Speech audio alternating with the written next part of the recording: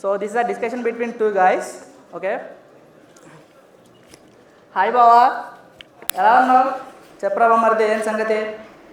ఏ లేదు బావా, ఎన్నా సింగిల్ చింతకాయలా ఉంటావు, తొందరగా పెళ్లి చేసుకోవచ్చుగా. పెళ్ళా? లేదురా, నేను బాగుపడ్డా, నీకు ఇష్టం లేదా? సంతోషంగా ఉంటే చూడలేకపోతున్నావు. అది కాదు బావా, ఒక గొప్ప వ్యక్తి ఏం చెప్పాడో తెలుసా?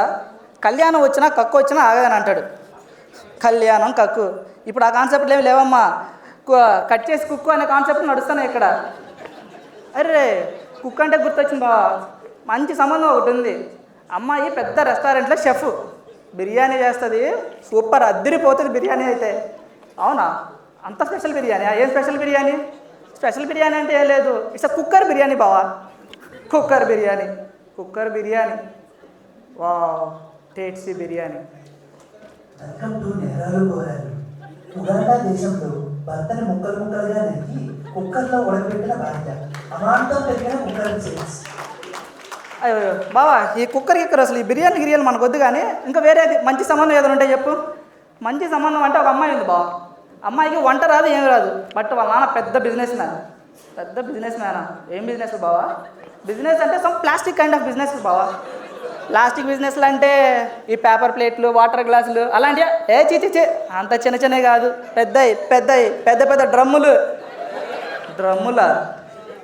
ఇండియా దేశంలో భర్తని చంపి డ్రమ్ములో కప్పెట్టేసిన భార్య డబ్బులు ఫ్రీగా ఇవ్వాలంటూ లేడీస్ గవర్నమెంట్కి సిఫార్సు. బావా, నేను బాగుపడడం, సంతోషపడడం, బతుకుంటాం నీకు ఇష్టం లేదా?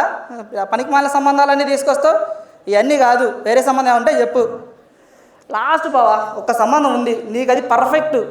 అవునా? అంత పర్ఫెక్టా? ఏదో ఒకసారి చెప్పు. అమ్మాయి ఎంగేజ్మెంట్ తర్వాత హనీమూన్కి పోవాలని అంటుంది. హనీమూన్? పెళ్ళికి ముందే హనీమూన్? వా, సరే బావా, యాడికి? ఏం లేదు, ఏదో అమ్మాయికి మంచి హిల్ స్టేషన్స్ అంటే బాగా ఇష్టం బావా. Hill station. మరొక దేశంలో పెళ్లికొడుకు కాకిలా ఉన్నాడని కొండలేసి తోసేసిన పెళ్లికొడుకు మరొక దేశం పెరిగిన వీసా. బావా, సంపేస్తే డైరెక్ట్గా సంపేయి, ఇట్లాంటి సంబంధాలు తీసుకొచ్చి నన్ను సంపక ముందు. సంపడేంద్రా, పెళ్ళి చేసుకుంటే బాగుపడతావు. బాగుపడ్డామేమోలే కానీ పెళ్ళి చేసుకోకపోతే బతుకుంటా అని అర్థమవుతుంది నాకు ఇప్పుడు. Thank you.